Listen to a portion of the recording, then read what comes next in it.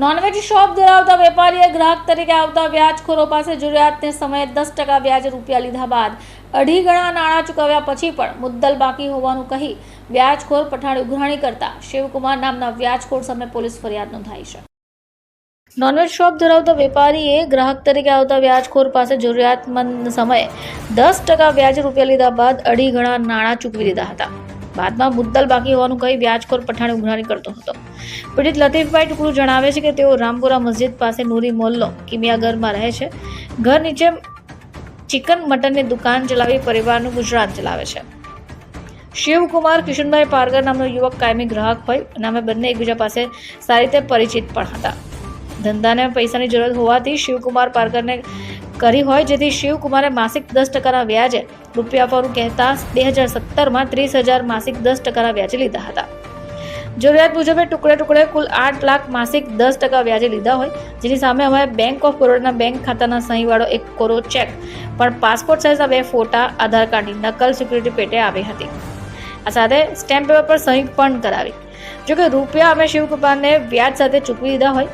આ રૂપિયા પરિવાર અને કારીગરની હાજરીમાં જ આપ્યા છે। 8 લાખની સામે 20 લાખ આપ્યા છતાં વ્યાજખોર શિવકુમાર ઉઘરાણી કરી રહ્યો છે। મારું નામ હેતલ ચવાલવાલા, એડવોકેટ। હું Surat district court, high court, supreme court અને ફેમિલી કોર્ટ પ્રેક્ટિસ કરું છું।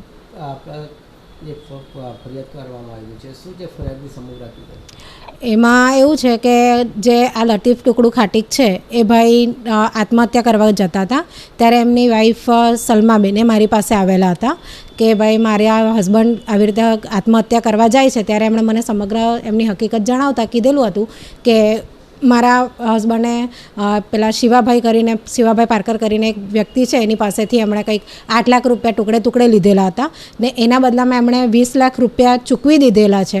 તેમ છતાં પેલો ઘરે આવીને ધાકધમકી આપે છે ને જાનથી મારી નાખવાની ધમકી આપે છે। એનાથી કંટાળી ગયેલા હતા સાહેબે, ને એના માટે અમે લોકો પીઆઈ સાહેબને કહેવા ગયા કે અમારી ફરિયાદ લઈ લો, આવી રીતે વ્યક્તિ હેરાન થયેલો છે। તેમ છતાં પીઆઈ સાહેબે ના પાડેલી કે તમારી કોઈ બનતી નથી ફરિયાદ, એટલે અમારે ના છૂટકે પછી ગૃહમંત્રી સાહેબ હર્ષ સંઘવી સાહેબને ત્યાં જવું પડેલું। હર્ષ સંઘવી સાહેબ અમને કમિશનર સાહેબ પાસે મોકલેલા હતા ને કમિશનર સાહેબે એવું કીધું કે તમે માલ સાહેબને મળો, માલ સાહેબ થકી જો તમારે પ્રોબ્લેમનું સોલ્યુશન નહીં આવે તો અમે બેઠા છીએ। ત્યારે અમે માલ સાહેબને મળેલા ને માલ સાહેબે પીઆઈ સાહેબને ફોન કરીને અમારી ફરિયાદ લેવા માટે જણાવેલું હતું સાહેબ। તો એડવોકેટ થઈને તમને કમિશનર સુધી જવામાં ગૃહમંત્રી સુધી પહોંચ્યા છે? જી સાહેબ। સુરત શહેરના ગૃહમંત્રી છે અને ગૃહમંત્રીના રાજમાં એક એજ્યુકેટેડ વ્યક્તિને આટલો સમય કાઢવો પડી રહ્યો છે અને ત્યારે અભણ લોકોનું શું હાલ થતું હશે પોલીસના? જ્યારે વકીલો જાય છે તો બી જો આટલો બધો સમય લેતા હોય બરાબર, તો સામાન્ય માણસની તો કોઈ વેલ્યુ જ નથી ને પોલીસ લોકો સામે। આ વિષય પર ગૃહમંત્રી માટે શું સંદેશ છે? ગૃહમંત્રી સાહેબને એટલું જ કહેવું છે કે આપણો દેશને જાગૃત કરવામાં તમે ઘણા સારા પ્રયત્ન કરી રહ્યા છો, તો એ જ પ્રમાણે પોલીસોને પણ વિનંતી છે કે એ પણ એવી રીતે બધા અસીલોની ફરિયાદ સાંભળે અને એના માટે ફરિયાદ દાખલ કરીને બધાને न्याय અપાવે। मेरा नाम सलमा लतीफ़ कुरैशी है।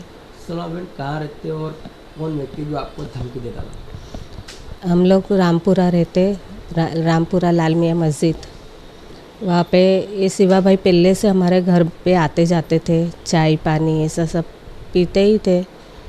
तो इसके पापा जब चले गए ना, ये चले गए मेरे शौहर, तो जब ये तो ऐसे ही एक दिन आके हमको बोलने लगे कि अगर मेरा पैसा नहीं दिया तो फिर मैं तुमको जान से मार दूँगा बोले। मतलब मैं खाली मेरी छोकरी रहती थी और मैं ही रहती थी वहाँ पे घर पे। किस तरीके से पैसे लिए थे, क्या था पूरा मामला, आपको कुछ पता था? थोड़ा बहुत मेरे को मालूम था कि मेरे घर वाले थोड़े ऐसे मुसीबत में थे, तो वो थोड़ा बहुत उनसे लेते थे, लेते भी थे और देते भी जाते थे वो पैसे। कितना इंटरेस्ट से पैसे लेता, कितना ब्याज दर से लिया था पैसा? ब्याज तो पहली बार तो ये इन्होंने 30,000 रुपये लिया था, फिर थोड़ा करके लेते थे ये, नहीं दे भी देते थे। हमारा दुकान चलती थी, हमारी मुर्गी मटन की दुकान चलती थी, तो ये दे भी देते थे। कितना टके से पैसा दिया था आपको? 10%। तो आपने पूछा कि भाई इतना ज़्यादा टके से पैसे दे रहे हो आपके पास? एक बात बोलूँ, वो मित्र बोलते थे कि मेरे मित्र है, और अब ये तो मैं मेरे ये घर वाले जाने के बाद मैं इतना घर के बाहर निकली हूँ, तो मैं कभी घर के बाहर भी नहीं निकलती थी। तो दोस्तार ने दोस्त के साथ ऐसा किया और कितने पैसे दे चुके अभी कैसा लग रहा है? वो तो बहुत ही दे चुके, पर अभी अब ऐसा 3 साल दे चुके। ऐसा लगाने को जाए तो बहुत पैसा होता है, तो 20,000 हम तो गिन रहे हैं कि 20 लाख ही दिए। तो जिस तरह धमकी देता था आपको क्या बोला जाता था? मेरा बैकग्राउंड कुछ ऐसा कुछ बताया जाता था कि मेरा कोई हाथ कुछ कर नहीं सकता, ऐसा कुछ बोला जाता था? वो खाली ऐसा बोलते थे, मेरा तो पुलिस वाले का पैसा है, बोले मैं उसका पैसा घुमाता हूँ, बोले। कुछ नाम बोला था? नहीं, वो किसी को नाम भी नहीं बताते, खाली वो सिर्फ ऐसा ही बोलते। मोहल्ले में बहुत से जनों को दिया हुआ है, कि बहुत से मोहल्ले में बहुत से जनों को दिया हुआ है, तो वो ऐसा ही बोलते हैं, मैं तो पुलिस वाले का पैसा फिराता हूँ। मेरा नाम लतीफ़ है, मैं पूरा नाम है लतीफ़ टुकड़ू खाटिक। कहाँ रहते हो और क्या हुआ? ये मैं रामपुरा में रहता हूँ, रामपुरा लाल मियाँ मस्जिद के पास में आसक्ता आश्रम हॉस्पिटल के सामने।